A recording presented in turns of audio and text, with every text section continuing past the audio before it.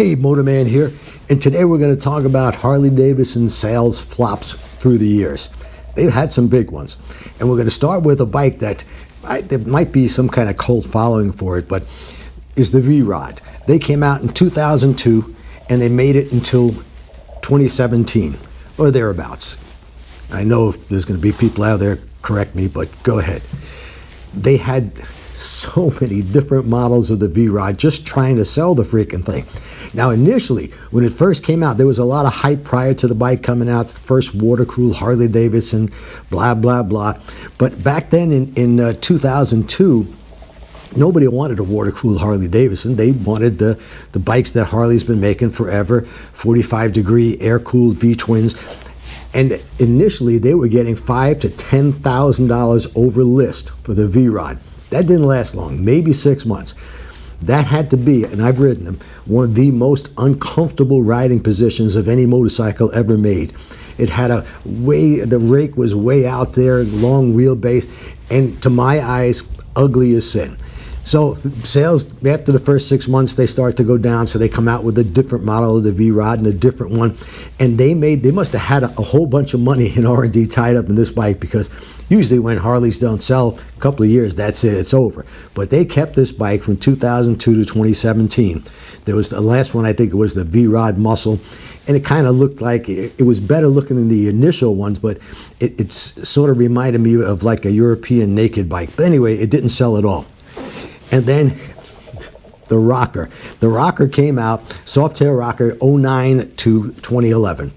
It was a Harley-Davidson's version of a chopper. Now, if you remember, at this time, chopper was all the rage. Although by the time they came out with the rocker, the fad sort of it drizzled out. I mean, there was all kinds of choppers. Everybody was making choppers. Some of them looked really nice, good-looking bikes, but basically they were a lawn ornament, a planter. They were almost unrideable. And it was this bike, the rocker, was better than those in that, yeah, you could actually ride the bike, and it wasn't going to kill you to ride it, but it wasn't a good long-distance motorcycle, and it was, in my eyes, ugly as sin. You may disagree, but I believe that was one ugly, ugly motorcycle. If you think about this, all these choppers were based on Harley-Davidson. And they, like I said, they look good. Didn't ride very well, but they look good. You would think that when Harley-Davidson comes out with a bike like that, that it's going to be the best looking of all of them, because everybody was copying Harley-Davidsons and making choppers out of them. But it didn't last very long. A couple of years, that was the end of that. And then in the FXDR in 2019, they made this bike from 2019 to 2020. This had to be not just the ugliest Harley-Davidson ever made, but I would say the ugliest motorcycle ever made, period. I don't know who this bike was for. Huge, long wheelbase, long rake. Supposedly it handled well. I remember riding one, but I don't remember if it was a good handling bike. But I know that with a long wheelbase and a long rake, forget about maneuverability. It just, to me, was dog ugly. In fact, I think that the same guy who styled the rocker probably styled that bike. And rumor has it that after looking at that, Willie G wanted to fire the guy, but then the guy reminded him about his Boattail Super Glide that he came out with, which was almost as ugly as the FXDR. Next, they came out with the street rods. Now, these bikes were supposed to be inexpensive motorcycles to bring people into Harley-Davidson's showroom, and they were pretty much a failure because people didn't go to a Harley-Davidson dealer looking for a cheap motorcycle.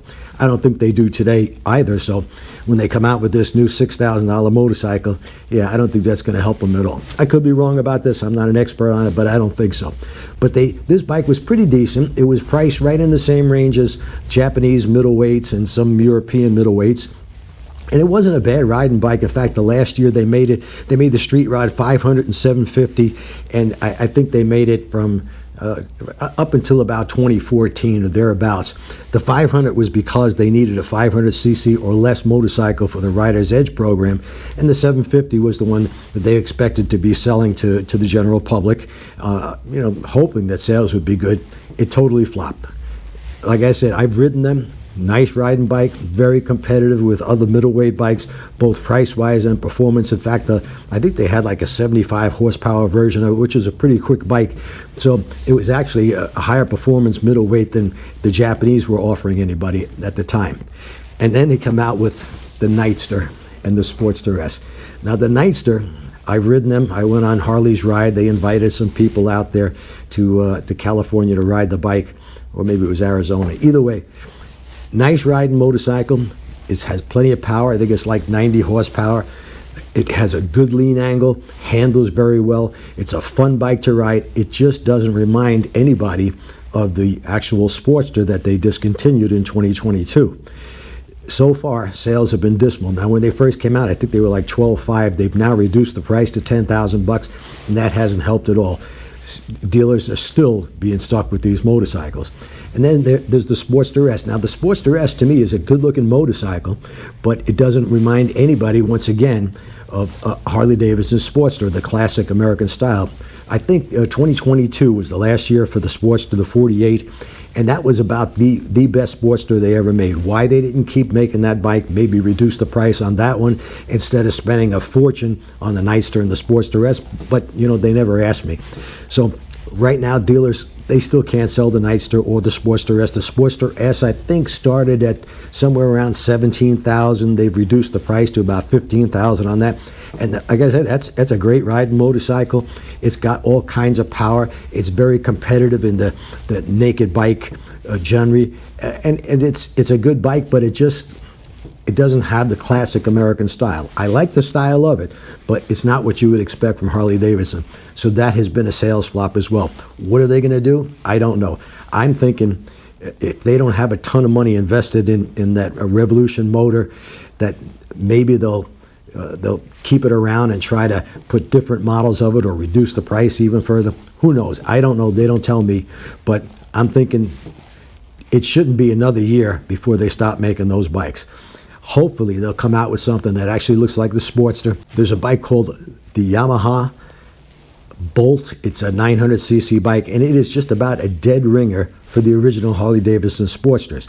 Now, if Yamaha can make a motorcycle that looks just like the Sportster, why couldn't Harley-Davidson make the Nightster or the Sportster S look like what people would expect of a Sportster? I don't get it. I don't know what their think it is on it. So that's my list of, and there's probably others, but that's my list of the Harley-Davidson failures, style-wise, price-wise, and marketing-wise through the years. I hope you learned something. Hope you enjoyed this. Please comment below. Tell me how wrong I am. I love to read the comments.